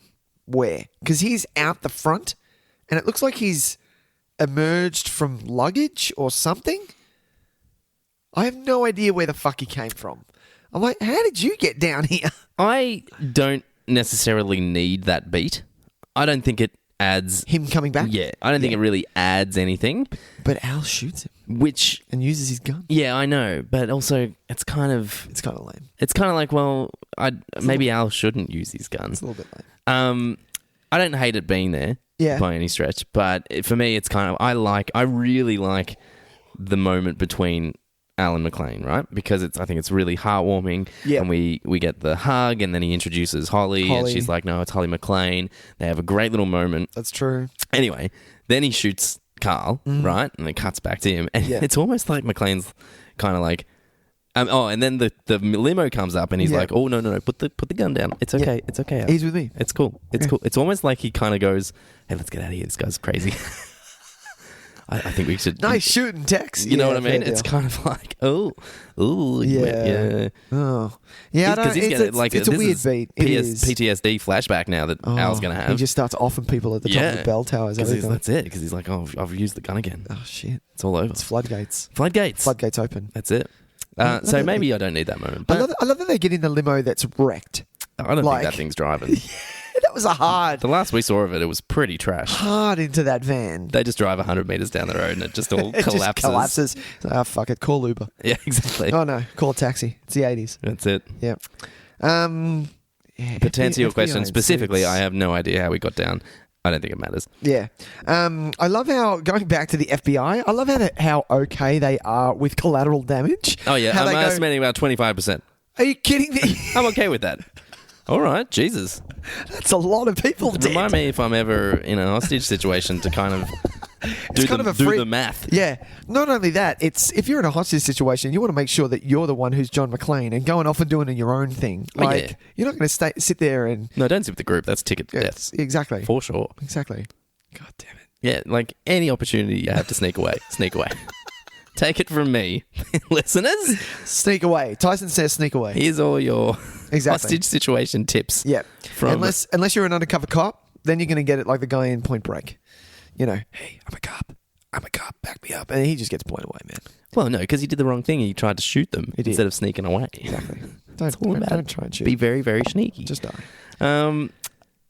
Look, we've been talking shit, but there's some really great stuff in this. There is. John McTiernan is possibly the best action director that we've had in a really long time. Okay. Like, just straight up action. Yes. Like, we've got like Chad Selinsky or whatever his name is now doing the John Wicks and all that kind of stuff. Yep. Yes, we've got some great stuff going on now. But really, when you go back to that decade, it's all McTiernan. That's all I care about. It is. It really is. And what was the last thing McTiernan did? Because he's unfortunately spent some time in prison, hasn't he? He did. He did some naughty tax things. Yeah. I believe. So Basic, I think, was his last. Was that him? Basic? Fuck. I feel like that was a McTiernan film. Really? Or am I making that up? No, you're spot on the money. I don't know if he's done anything since then. Yeah, with Travolta. So has he done anything since then? No, he hasn't. Up and coming project. I'd be really interested to see what he does. No, he doesn't. Does not have an up-and-coming project. Yeah. It'd be great if he did something. It really would be. Fuck, he did Rollerball, though, Tys. The remake. Oh, did he really? He did the remake of Rollerball. That'd be interesting to watch. Oh, he did the Thomas Crown Affair? Are you kidding me? Yeah, that remake. That's apparently really good. I love that movie. Such a great... That movie has one of the best uses of... the song Cinnamon. Oh, Cinnamon, where you gonna run to? Okay. So, you haven't seen it? No. You don't know that song? No. Yes, you do. You made up that song. I really didn't. Just then. I really didn't. By Nina Simone. Okay. Okay, take it easy. But yes. Good segue. So really, like, I get kind of overwhelmed with how good some of his choices are. Like he's blocking, his shot choice, just... Yeah, like the structure of this movie, it is airtight. Yeah, like it really is. It's tight as a drum. And the pace, I forget how long this movie is until I push play and I'm like, 2 hours, 10 minutes. 2 hours, 10. Jesus. Yeah, you don't feel it. You don't feel it at all. No. And I think I really think it's a lot to do with obviously the editing, but with McTiernan's directorial choices because it's fucking great. My favorite shot is so after Ellis has been shot, so we only hear the gunshot. Yeah. We go, we do a couple of other bits, and then while Gruber's talking on the phone to McClane, we just get this pan shot of the camera. And it pans across and it doesn't move off Gruber. It just happens to get into frame, out of focus, a skull bleeding. It's not even a skull. You just see the top of a head and a lot of blood on the back of the chair. And you're like, oh, fuck. And then it just keeps moving around. And it's like, well, if there was any kind of doubt that Ellis maybe faked him out with a gunshot. No, that's all the information we need. Yeah. I loved that shot so much. That's a really good shot. I think, and that's him all over. Like, he's really good. The other thing that I really think he's great at is defining the space. You're never confused about where you are in this movie. Yeah, that's true. Which is very difficult to pull off. Especially in a tower. Like every floor, I know if he's above or below. Yep. I can the space of the chases are all really clearly defined. The landmarks of where things are quite clear. Yeah. And I know it's kind of dumb. Like, I mean, as a kid, I think we were always really kind of like, oh, there's like a nudie picture on the wall. It's so clever because it defines exactly where we are. Yeah, where he needs to come back to. Exactly. So, and both when it happens the first time, because it's a nude picture, we remember it and we go, oh, there's like some one of the maintenance guys has put up a nudie picture. That's funny. Yeah. But then the second time, it becomes our landmark. Yeah. And that's so clever. Titties, what's up? Exactly. Yeah. There's a little bit of safety for it because he's like, oh, cool, I know where to go now. And we know where he needs to go as well. Exactly. It's just so good. And when the bad guys come in and they're looking, we know where he is in relation to that. Because he's above them, sort of thing. It's so good. It is. He just maps out the space exceptionally well. He does. One of my, speaking of favourite shots, I think, and this is, a lot of villains die this way, and I think a lot of villains die, and I'm talking about the Roadrunner Coyote, all the way down to, sort of thing. This is the only movie that does this and pulls it off, I think. What's that? The Fall of Hans Gruber. And it's because of the shot. It's because of the fact that you don't really see... It's not really focused on John and Holly. It's more to the fact that Hans knows what's happened, and it's the slow pan of his face on the side as he comes across and lets go. And you can tell... that that's Alan Rickman. And that he's up high. Yeah, It was a drop. They probably had him drop onto a crash mat, maybe like 2 meters below or something. Yeah, but you can tell, it's him. It's up high. It's not one of those fake. Like if you look at the other one, the last one to do it that we have. This is the RoboCop one. The movie that we spoke about. Oh, did we speak about that recently? Yeah, so RoboCop, that one's bad. But no, I'm talking about recent is Gone in 60 Seconds. That one does it as well. And that I don't remember the one in Gone in 60 Seconds. Shit. Yeah, that's shit house. God damn it. If I don't even remember it. Yeah, only because I think that if you're going to kill a villain that way, it's such a cop-out. Whereas Die Hard, Alan Rickman, Hans Gruber dying that way, spot on.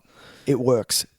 Exactly. Perfectly. And it's all, I think it's because of Tiernan's shots. They even get a really nice little kind of character beat into it in the fact that that he's holding onto the watch that she got and he takes it off. The watch that they were, that Ellis was bragging to him about before when he said, hey, you got to see this new watch you got. There's a lot of setup and payoff in this movie, which is really effective. They do that exceptionally well as well. That's true.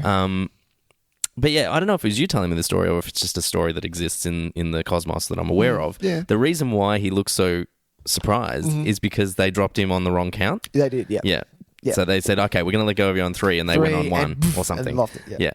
Spot on. And that's some good filmmaking. Yeah, and that's clever. That's really clever. Very clever. I mean, he could have died, but... He would have been fine. No, that's it. They would have, exactly. He would have been fine. Now, I don't know, though, because when they cut to the wide shot and there's someone... That's somebody falling. That's someone falling. Yeah, it's not a dummy. That's so good. Yeah. It looks incredible. Yeah. What do they land in? Just a ton of cardboard boxes? No, you know how they used to set them up with they were just those crumbling cardboard boxes with padding over the top. You ever seen that? No. That would be so hard to land That's what I always thought, but apparently they use that. It's one of those crash mats that they do in... Or one of those inflatable things. Yeah, like in Lethal Weapon 1. It's that they land in. Yeah. I guarantee you there's some kind of stunt boxes that you can fall into. Not stunt. I've seen that somewhere. If it's over a couch and you have to land on something, not from that high up. Yeah, well, not from that high up, but I've seen some stuff. Am I making this up? I think you... Was I dreaming? Thinking about Nam stories. I have a question. Yes. Saying, just as good as Saigon. I'm coming back to this. Yes. Just as good as Saigon. That's not a good thing to say. Saigon wasn't good. He was clearly a fan of war. Yeah, clearly. Look, we've established this. They were just really weird units. Fucking off the rail weird, though. Yeah, good we're going to kill 25. That's fine. We'll get it done. Fuck it. 25%. I can live with that. Yeah. I was in high school, dickhead. Such a good line. So many good lines in this, and that's the thing. This movie is just line after line of goodness. It's so good. But this is what I mean. It's highly quotable. Yeah. Some of it for funny reasons. Some of it for just badass reasons. But so much of it is memorable because they take the time to make everybody a legitimately well drawn character. Yeah, that's true. Like even the guy downstairs, who's man in the gate. He's a person. He's got a personality. He's great. He's really good. He's really good at what he does. Doing really well. He's in 3 scenes. Evening officer, can I help? What is it? Evening officer, can I help you at all? Yeah, something like that. Yeah. I got $50 riding on this game. Yeah, exactly. Well done, man. I even something like when they've got Tagashi. Is that his name? Mm. No, I've made that up. No, Mr. Takashi. Takashi. And he won't give up the code, and Carl's like, told you.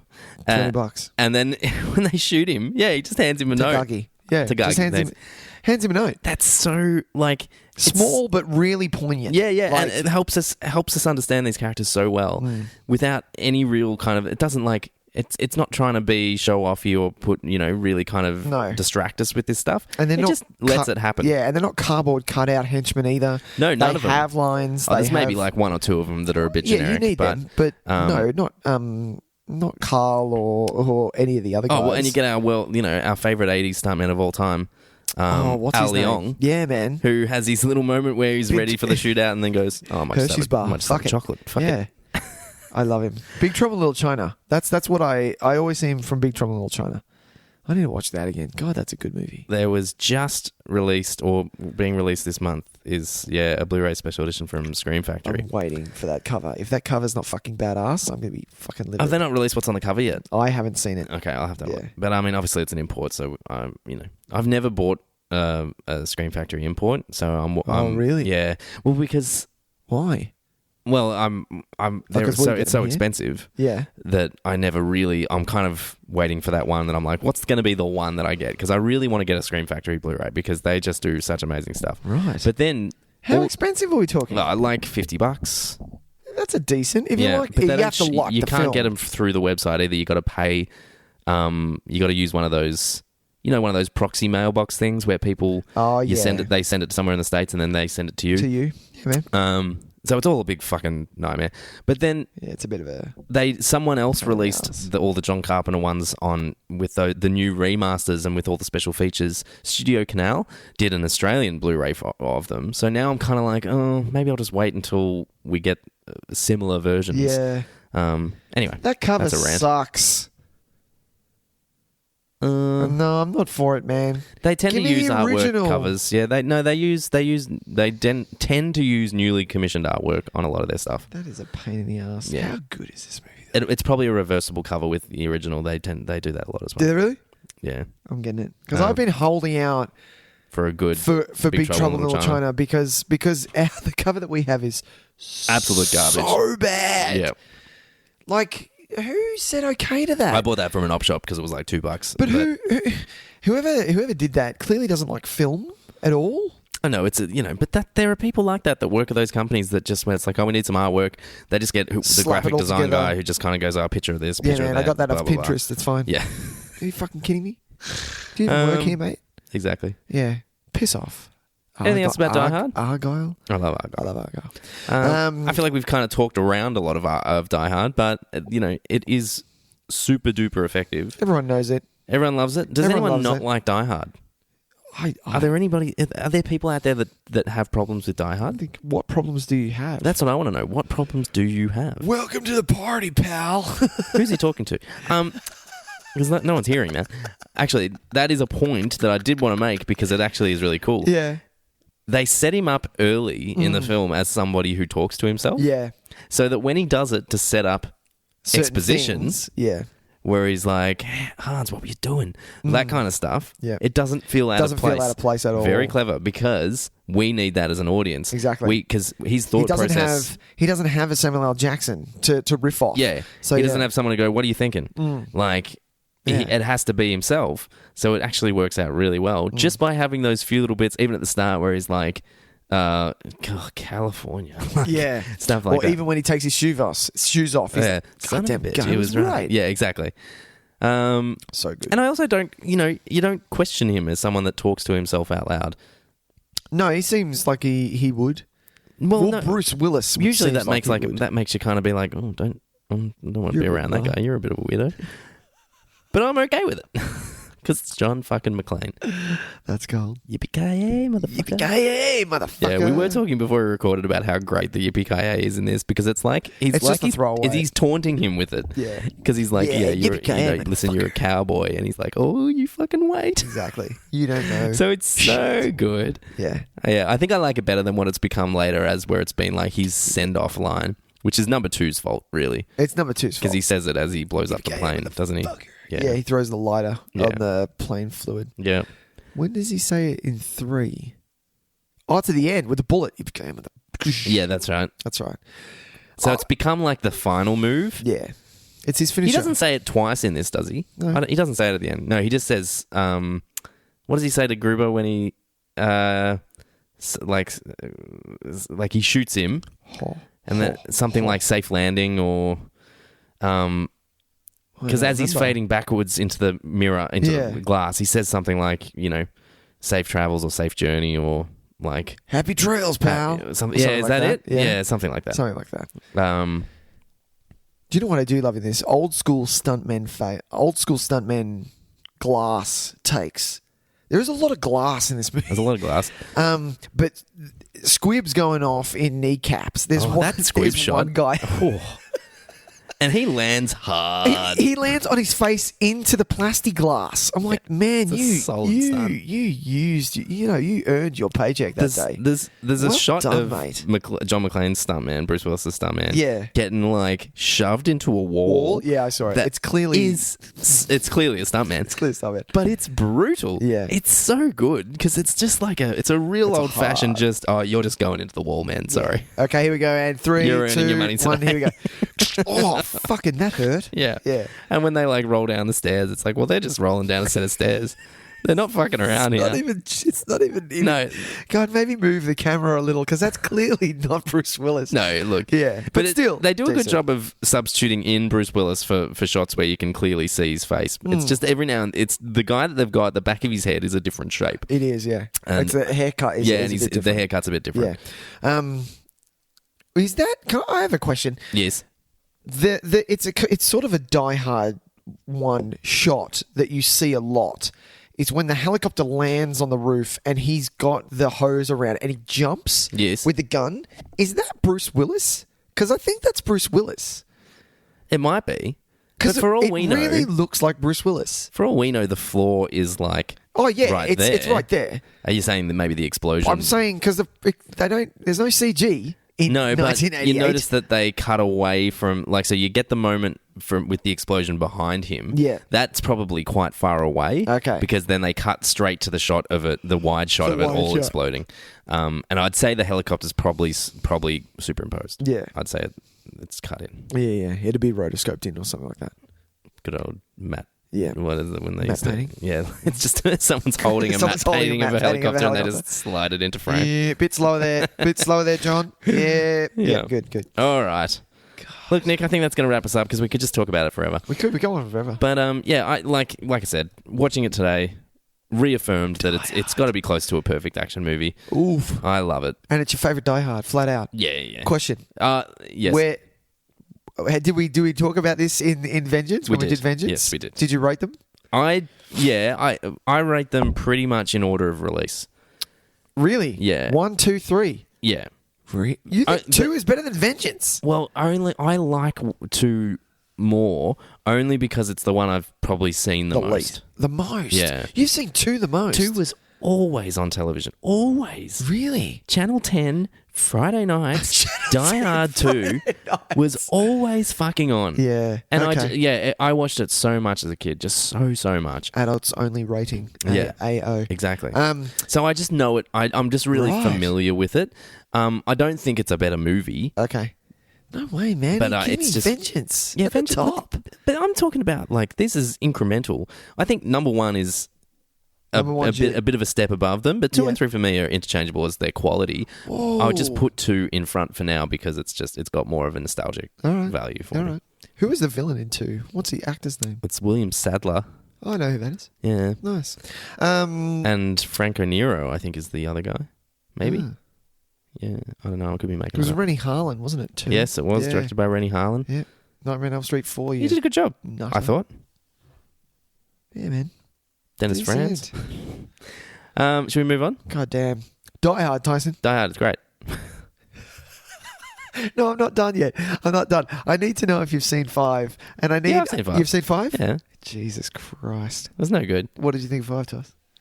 Like, it's I tuned out. Instantly forgettable. Yeah. But it's the same thing. I think 4 and 5, they're nowhere near as bad as what people say about them. Bullshit. No, they're bad movies, but they're still relatively competently made. Wrong. With 5 midway through, I literally stopped. I paused it and said to Sam, "Can you tell me what's going on? Because I have no fucking idea." Right. Okay. Cool. Yeah. It's something about Russians. Yeah. I mean, and there's no relationship between John and his son. No. I'm saying, like, yeah, they're bad movies by any stretch, but there's, there is a certain amount of professionalism in their making of them. Yeah. They're garbage because they're cash-ins on a character that doesn't exist anymore. Yeah. But they don't even... They're Die Hard in name only. Yeah, they are. So they're not even. They're literally like Jumper. Like it could be anything. Yeah. So I just don't really. Hayden Christensen and call it Die Hard. Yeah, sure.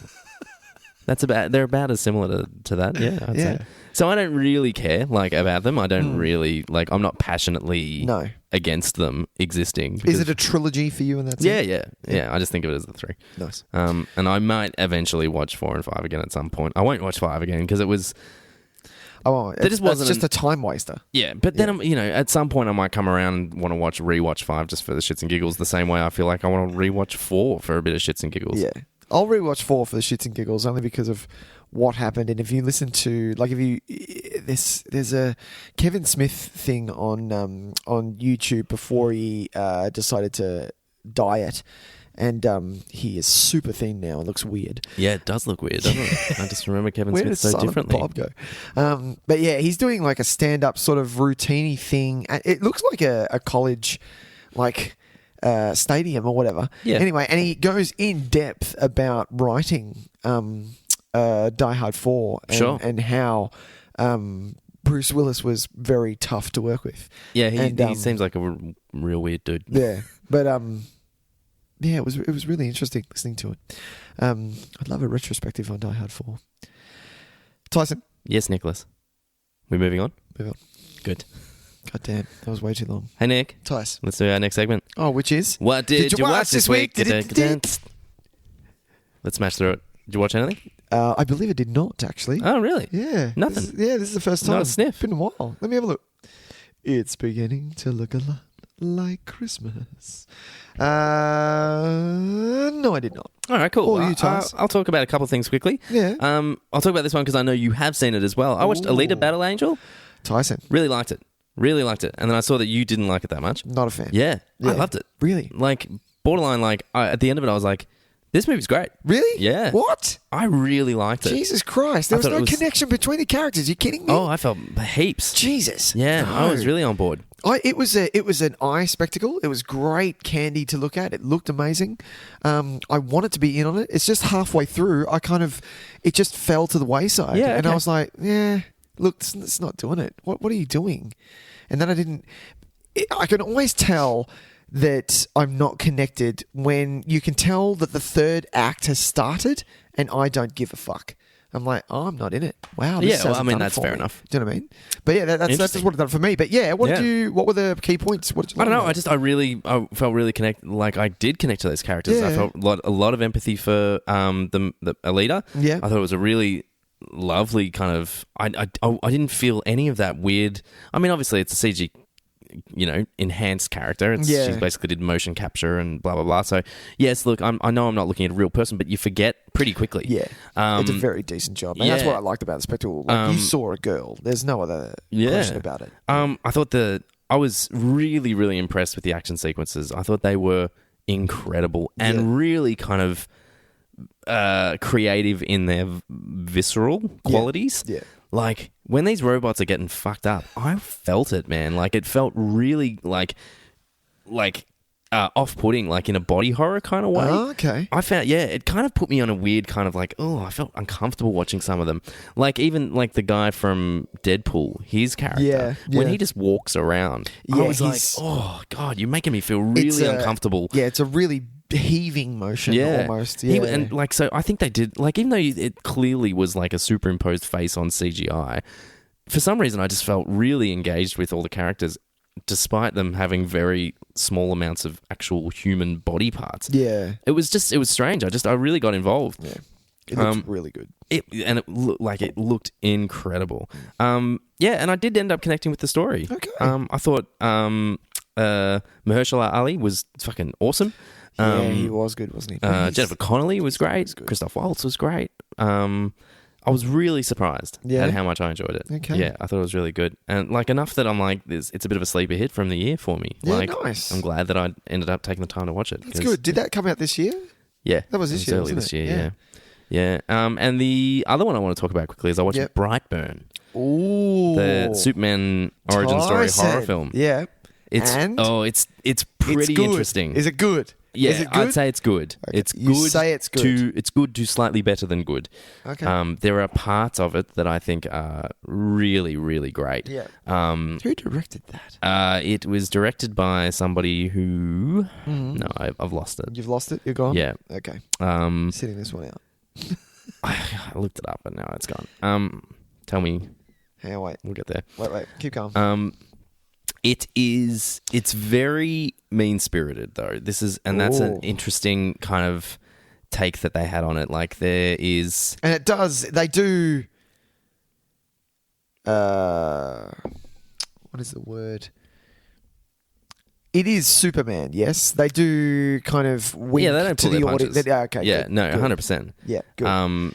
David Yarotsky. Like it's a farm. Spaceship crashes. They raise it as its own. Really? Yeah. So did you read the credits? Was there any nod to Jerry and Joe? Nothing. It doesn't look like it. No. They might have. I might have missed it, but okay. They're not listed as screenwriters or anything. So there might be maybe in the thank yous. Okay. But yeah, and so it's amazing to see. I think it probably doesn't fully realize its potential, right? Because you get to the end of the film and you kind of like. There's no real resolution to it. Yeah. It's just, we've seen kind of just this thing happen. Yeah. Yeah. And it's really sad and pretty like terrifying. Okay. Is it scary? Look, some of it, yes. Okay. Is it gory? Oh, yes. Right. Okay. It's great. Really, really gory. Yeah. In some ways that I found really effective, and in other ways where I was like, oh, that is almost too much. But it's kind of fun. It ends. There's a post-credit thing that's really great. Nice. Brightburn or like mid-credit scene. Yeah. Where it's not necessarily setting up a sequel, but it's kind of contextualizing the world. Okay. I don't want to ruin it because it's Batman comes out. Well, this is the thing. I was kind of watching it and I was thinking, God, what this movie needs is a universe that it exists in, and a franchise. Some kind of thing towards the end where, because you're watching this movie and like, Brightburn becomes like a pretty like awful character, like really like unforgivable acts, right? And I was kind of watching it going, oh, do I want another superpowered individual to come and try and stop this? Would that make this movie better or not? And I'm not quite sure where I landed on it. Yeah. Because potentially, yes. Okay. Potentially, there could have been some kind of like a character that like kind of maybe doesn't save the day, but just shows that we live in this world where it's not a completely isolated incident. Sure. And that does kind of happen in the post-credits, but I felt like it was a bit late. It might have been better to happen earlier than that. But yeah, God, it is brutal. And bring it on, man. Some of it in a good way, some of it in a not so great way. Yeah, really, really interesting. I can't say that I love it, and I can't say that I'll ever really want to go back and watch it again. Okay. But I think as an experiment in basically what we talked about when the trailer came out, like what's the pitch? Yeah. Imagine if Superman was like a homicidal maniac. Yeah. I think they achieved that, like showing you that experience fairly effectively. I like it. Yeah. I mean... and the kids, it's a really creepy kid performance. It's good. The costume's fucking terrifying.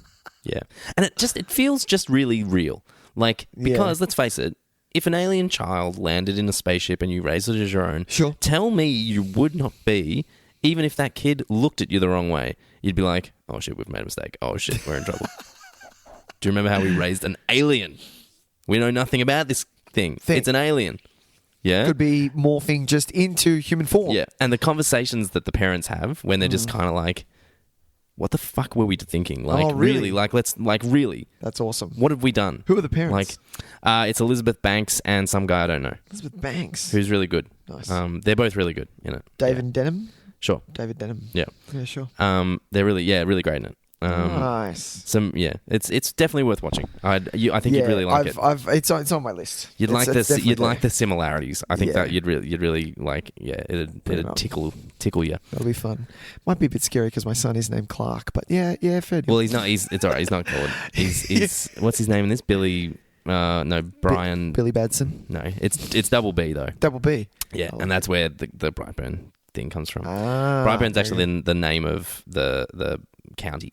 Oh, okay. It's the county of Brightburn, but because he's also got his name is Double B, the symbol represents he doodles it in his notebook as his initials, and it becomes kind of like the symbol of his supervillain. Yeah. Very good. Very good indeed. It's on my watch. It's on my watch list. 2019, we're wrapping up, and I need to... Yeah, well, that's what I'm doing. I'm kind of going through and going, well, what did I want to watch? Yeah. I'm definitely not watching Detective Pikachu. No, I'll probably miss that one too. Nick, I think we need to wrap it up, my man. I think we do. So why don't we just tell the people where they can find our little show? Thank you for joining us, ladies and gentlemen. Hopefully we touched on some things that you found interesting about Die Hard. I felt like we just fanboyed the shit out of it. Yeah, we just talked around it a lot, but that's fun. What Die Hard do you prefer? Tell us. On any social media platform, which is Facebook, Instagram, Twitter. We will write back to you, maybe. We'll tell you what we think. Who knows? You never know. Nick, we didn't actually... Go on. Just to interrupt very quickly. Oh, sure. The point of doing Die Hard, we didn't address its Christmasness. Well, we did once. Did we? Yeah. Because you said... That it happens on Christmas Eve. Yeah, you said it was like... That was it? It was a Christmas movie. I'm like, yeah, because it's Christmas. So do we definitively agree that it is a Christmas movie? I do. Yeah, me too. Yeah. Do you know what does it for me 100%? What's that? Though? It's when Let It Snow kicks in the credits. Oh, in the credits? Yeah. Yeah. I think that's the moment where when I'm like, yes, it's a Christmas movie. Yeah. I feel it. Yeah. Yeah. And the use of Ode to Joy. The score actually incorporates, funnily enough, themes from carols in weird...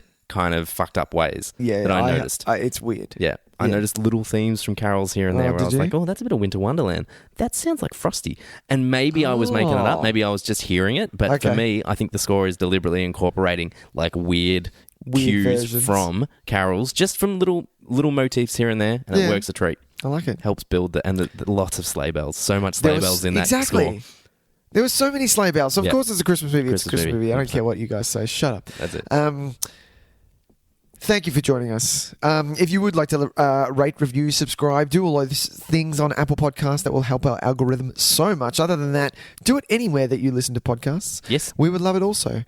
But apart from that, jump on LETTERBOXD. Get the app, download the app, tell us what you're watching. We would love to hear from you. That's it. Follow us on our handles. Exactly, which is TYS_videotape and NIC_videotape. That's it. And we'd love to hear from you. Tyson. Yes, Nick. What are we doing next week? Well, next week we're keeping up with our Christmas... our not quite Christmas movies is... But it's getting to it, yeah. We are actually doing a legit Christmas movie next week. The week after, it's a bit more not quite Christmas movies, because we have mapped out the whole month. We did. But we didn't want to do two...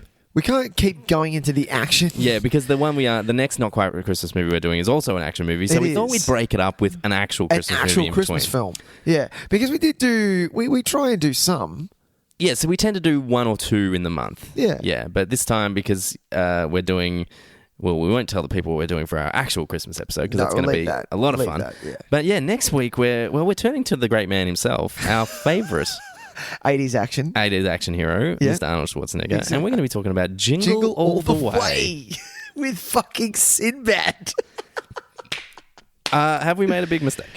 Look, it's going to be a ball. It could just be me and Tyson talking about 80s action movies. We're going to watch it and we're both going to text each other like a day on the exact moment. We're going to be like, dude, we can't talk about this movie. How the fuck are we going to talk about this movie? We will get find a way through it. So, even if we're talking about other Arnie movies, we'll talk about it. Exactly. Yeah. Arnold Schwarzenegger makes a return to Nick Tyson Videotape for Jingle All the Way. No one saw that coming. I don't think anyone saw that coming. But until then, Nicholas. Tyson. We're going to see you next week. Cheers. Cheers indeed. Bye, man. Bye, man. Bye. Bye.